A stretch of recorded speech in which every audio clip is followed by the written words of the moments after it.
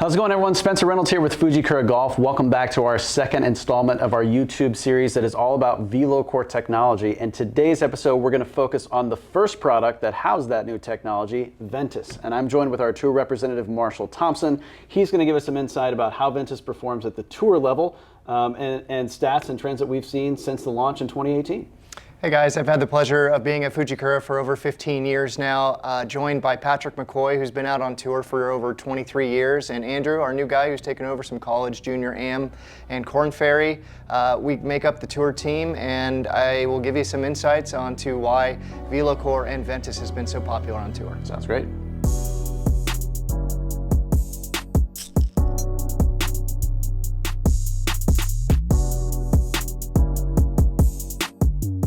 Okay, Marsh, so we've talked a little bit about what VeloCore technology is. Essentially, it is velocity at its core. We're looking at integrating high tonnage materials the full length of the shaft versus just in very specific sections.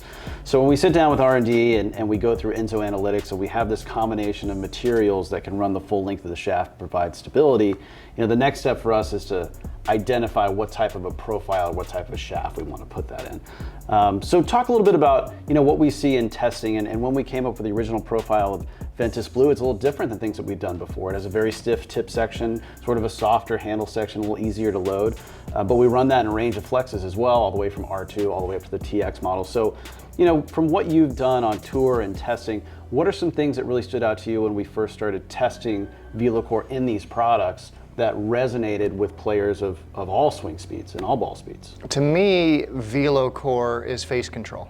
And because of that material on the bias ply resisting twist, I think players and tour players have the utmost control of the face. And then what we found was centerness of contact as well. I think that played into faster ball speeds, not only for the consumers, but also for the tour level. So you're getting players that are able to control the face with greater ball speed, and also on the miss hits, we found that ball speeds were a little bit higher. So I think when we took that to tour, that design, and there was a premium on distance, it was blowing all of our competitors out of the water, which is why it resonated on tour so well. That's awesome. And then we start with a profile, like I mentioned, with just the blue, right? One initial profile. You take that to tour, you see great success, and then from there, you're able to take tour feedback and tweak things a little bit, right? Mm-hmm. And we can start to have a conversation about expanding the lineup, meaning we can make more profiles.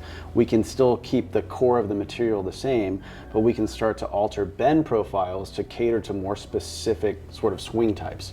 One thing that we know from Enzo Analytics is that we put a lot of emphasis on how a player loads the shaft. Mm-hmm. And so if you look at something like a Ventus Blue that's softer in the handle section, a little easier to load, and then we move into things like a Ventus Black. So can you talk a little bit about how, maybe at tour level ball speeds where you can see a lot of adoption of a blue profile, but also there's a lot of room for something that is much more stout all the way throughout the profile? Well, we're never gonna see that one shaft fits everybody. It's that's just not how it works. Everybody has their own unique swing type and delivery, and everybody feels it differently. And so having one shaft we know is not going to fit everybody. So that's why we have 3 different models.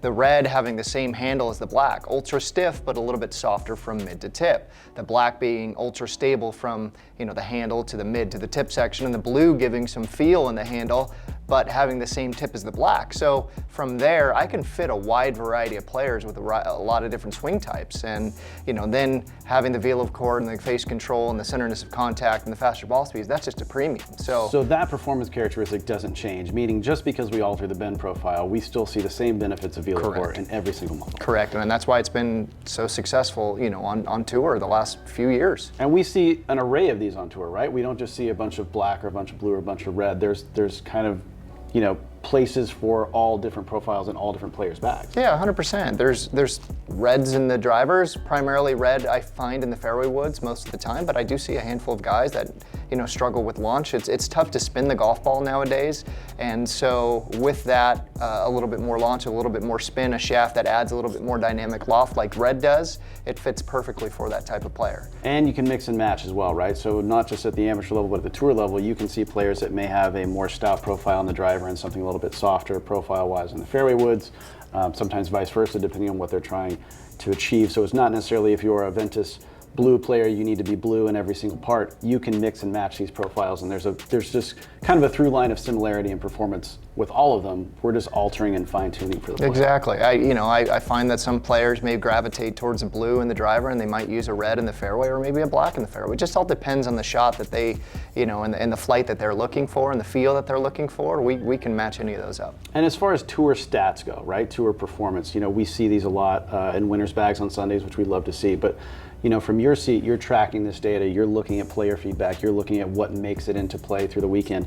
What are some trends that you've seen over the last, let's say, 3 to 4 years about Ventus sort of adoption rates and usage rates on global tours? Well, I think since 2021, we've had 25% of driver shafts be Ventus, which is huge, very, very uncommon. I think this year alone, in 23, we have almost 30% of Ventus being adopted by the PGA Tour. So the growth has been there year after year after year, and it's winning too. It's not just winning the battles against competitor product, it's also winning on Sunday. It's in winner's bag. So last year in 21-22 season, we had 23 wins. This year in the 23 season, we have 19 wins, and we're still going into the playoffs, so the season's not done yet. Fantastic. So it's winning on Sunday. It's doing extremely well in drivers, woods, even hybrids now for these tour players, and it's winning at the consumer level. So if we just want to circle back, I think from our seat here at Fuji, one thing that we're most proud about is, and this goes back to sort of the technology itself, is that we can always see new adoption rates of new products with tour players and amateurs alike, right? Golfers like to try new things. But I think it's really a testament to the technology that's in the product, that it continues to gain momentum and gain steam, not only on the sales side, but on the tour side, which is a testament to the fact that if that technology didn't really prove out and do the things that we want it to do for players, you'd probably see that adoption rate slide just a little bit. Yeah, you would. And also, I think another stat, which I didn't mention earlier, is that we have 6 out of the top 10 in the world. I mean, that's, to me, we've got the best players in the world using this product. And we don't pay any of those players either. Correct. We've never paid anybody to use this product, which is a testament to why it's so great, and why what we're doing here at Fujikura, whether it's with our Enzo, whether it's with our testing, we're producing high quality parts that are performing at an extremely high level. That's awesome. Marsh, thanks for hanging out. If you'll stay with us a little bit longer, I'd love to transition, now that we've sort of set the stage of Ventus and set the stage of VeloCore, how we take that to the next level. And I'd love to sit with you and talk more about our next generation, which is Ventus TR, and start to understand things that we learned from those profiles, things that we can tweak, and how we can make things even better. Absolutely. Thanks.